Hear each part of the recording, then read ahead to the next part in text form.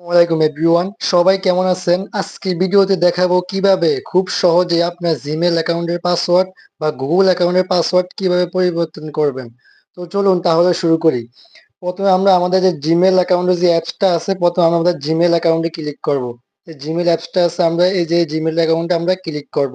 আমি জিমেল অ্যাকাউন্টে চলে গেলাম। জিমেল অ্যাকাউন্টে আসার পরে এরকম একটা ইন্টারফেস আসবে আপনাদের সামনে। তো আমরা কি করবো, আমরা উপরে যে একটা আইকনটা আছে, উপরে আইকনটাতে আমরা ক্লিক করব।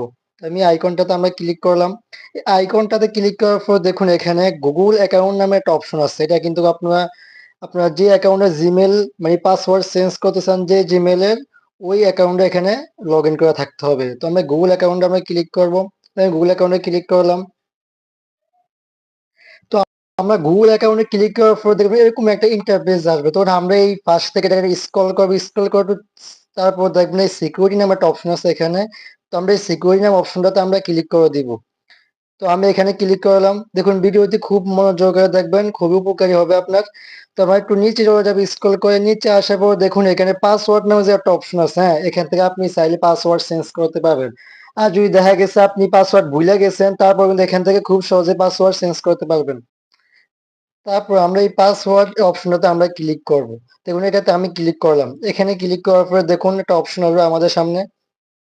দেখুন পাসওয়ার্ডে ক্লিক করার সাথে সাথে কিন্তু এরকম একটা ইন্টারফেস আসবে। এখান থেকে আপনি চাইলে আপনার আগে পাসওয়ার্ড না দিলেও চলবে। আপনি যদি পাসওয়ার্ড ভুলে যায় থাকেন, দেন নতুন নিউ পাসওয়ার্ড দিবেন।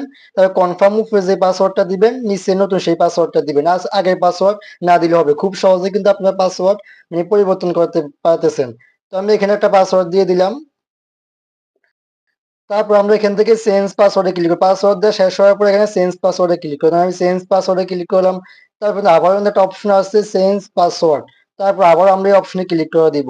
দেখুন এই অপশনে ক্লিক করার সাথে সাথে কিন্তু আমার অ্যাকাউন্টের পাসওয়ার্ডটা অলরেডি দেখেন সাকসেসফুল অলরেডি চেঞ্জ হয়ে গেছে পাসওয়ার্ড নিরাপত্তার সাথে।